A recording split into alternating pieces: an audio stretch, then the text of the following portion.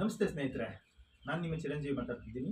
So ನಾನಿವತ್ತು ನಿಮಗೆ ಏನರ ಬಗ್ಗೆ ಮಾಹಿತಿ ಕೊಡ್ತಾ ಇದ್ದೀನಿ ಅಂದರೆ, ಪೌಲ್ಟ್ರಿ ಮ್ಯಾನೇಜ್ಮೆಂಟಲ್ಲಿ ವಿಂಟ್ರನ್ನ ಹೆಂಗೆ ಫೇಸ್ ಮಾಡಬೇಕು, ನಾವು ವಿಂಟರ್ ಸೀಸನ್ನ ಹೆಂಗೆ ಎದುರಿಸಬೇಕು ಅನ್ನೋದ್ರ ಬಗ್ಗೆ ನಾನು ನಿಮ್ಮ ಮುಂದೆ ಇವತ್ತು ವಿಡಿಯೋನ ಮಾಡ್ತಾ ಇದ್ದೀನಿ. ಸೊ ನಿಮಗೆಲ್ಲರಿಗೂ ಗೊತ್ತಿರ್ತಕ್ಕಂತಾಗೆ ನವೆಂಬರಿಂದ ಜನವರಿ ಇರ್ತಕ್ಕಂಥ ಪೀರಿಯಡು ತುಂಬ ವಿಪರೀತವಾದಂಥ ಚಳಿ, 14 ಡಿಗ್ರಿ 15 ಡಿಗ್ರಿ ಸೊ ಆ ಥರ ಹೋಗುತ್ತೆ. ಸೊ ಅಂಥ ಸಂದರ್ಭಗಳಲ್ಲಿ ನಮಗೆ ಬರ್ತಕ್ಕಂಥ ಮರಿಗಳು ಒಂದು ದಿನದ ಮರಿ ಆಗಿರುತ್ತೆ. ಸೊ ನಿಮಗೆಲ್ಲರಿಗೂ ಗೊತ್ತಿರೋಂಗೆ ಹ್ಯಾಚರೀಸಿಂದ 1 ಡೇ ಮರಿನ ನಮಗೆ ಪ್ರೊವೈಡ್ ಮಾಡ್ತಿರ್ತಾರೆ. ಸೊ ಅಂಥ ಸಂದರ್ಭಗಳಲ್ಲಿ ಏನಪ್ಪ ಅಂದರೆ ನಾವು ಅದಕ್ಕೆ ಸರಿಯಾದ ಪ್ರಮಾಣದ ಹೀಟನ್ನು ಪ್ರೊವೈಡ್ ಮಾಡಬೇಕು. ಸೊ ಮರಿಗಳಿಗೆ ಇವಾಗ ನಾವು ಸರಿಯಾದ ಪ್ರಮಾಣದಲ್ಲಿ ಹೀಟನ್ನು ನಾವು ಕೊಡಲಿಲ್ಲ ಅಂದರೆ ಅವು ಫೀಡನ್ನು ಇಂಟೇಕ್ ಮಾಡಲ್ಲ, ವಾಟರ್ನ ಇಂಟೇಕ್ ಮಾಡಲ್ಲ. ಸೊ ಹೀಗಾಗಿ ಅದರಿಂದ ಮುಂದೆ ಬರ್ತಕ್ಕಂಥ ರೀತಿಯಲ್ಲಿ ಸರಿಯಾದ ಬೆಳವಣಿಗೆಗಳಿದೆ, ನಾನಾ ರೀತಿಯ ರೋಗಗಳಿಗೆ ಬರ್ಡ್ಸು ತುತ್ತಾಗ್ತವೆ. ಸೊ ಹಾಗಾಗಿ ಏನು ಮಾಡಬೇಕಂದ್ರೆ ವಿಂಟರ್ ಮ್ಯಾನೇಜ್ಮೆಂಟಲ್ಲಿ ನಾವು ಮಾಡಬೇಕಾಗಿರ್ತಕ್ಕಂಥದ್ದು, ಮರಿ ಬಂದ ಮೊದಲನೇ ದಿನದಿಂದ 3ನೇ ದಿನದವರೆಗೆ 90 ರಿಂದ 95 ಡಿಗ್ರಿ ಡಿಗ್ರಿನ ಟೆಂಪ್ರೇಚರ್ನ ನಾವು ಮೇಂಟೈನ್ ಮಾಡಬೇಕು. ಸೊ ಅವಾಗ ಏನಾಗುತ್ತೆ, 3 ಡೇಸಲ್ಲಿ ಮರಿ ಸ್ವಲ್ಪ ಪ್ರಮಾಣದ ಪಿಕಪ್ಪನ್ನು ತೊಗೊಳುತ್ತೆ. ಸೊ ಅಂದರೆ ಏನಪ್ಪ ಅಂದರೆ, ನಾವು ಪ್ರಾಪರ್ ಸರಿಯಾದ ಪ್ರಮಾಣದಲ್ಲಿ ಅದನ್ನು ಟೆಂಪ್ರೇಚರ್ನ ಮೇಂಟೈನ್ ಮಾಡಿದಾಗ ಬರ್ಡ್ಸ್ ಏನು ಮಾಡುತ್ತೆ, ಸೊ ಸರಿಯಾದ ಪ್ರಮಾಣದಲ್ಲಿ ಫೀಡ್ ತಿನ್ನೋದ್ರಿಂದ ಪಿಕಪ್ ಬಂದುಬಿಡುತ್ತೆ, ಅಂದರೆ ಗ್ರೋತ್ ಆಗಿಬಿಡುತ್ತೆ.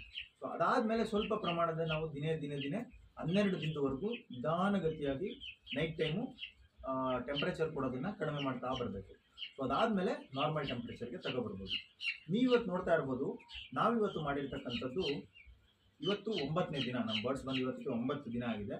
ಸೊ 9ನೇ ದಿನ ಏನು ಮಾಡಿದ್ದೀರಿ ನಾವು, ಸೊ ಬ್ರೂಡಿಂಗ್ ಏರಿಯಾಯಿಂದ, ಮೊನ್ನೆ ನಾನು ವಿಡಿಯೋದಲ್ಲಿ ನಿಮಗೆ ತೋರಿಸಿರೋ ಹಾಗೆ ಬ್ರೂಡಿಂಗ್ ಏರಿಯಾಯಿಂದ ಹೊರಗಡೆಗೆ ಮರಿನ ಇವತ್ತು ತೊಗೊಂಬಂದಿದ್ದೀವಿ.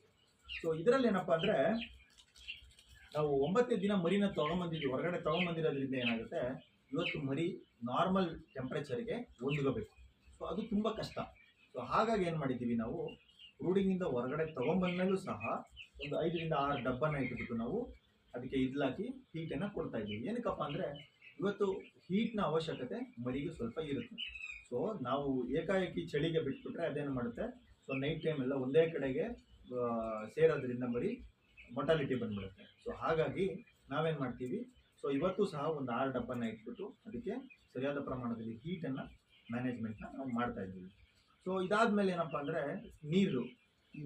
ನೀರಲ್ಲಿ ಏನಾಗುತ್ತೆ ಅಂದರೆ, ಈ ಚಳಿಗಾಲ ಇರೋದ್ರಿಂದ ಬರ್ಡ್ಸ್ ಸರಿಯಾಗಿ ನೀರನ್ನ ಕುಡಿಯೋದಿಲ್ಲ.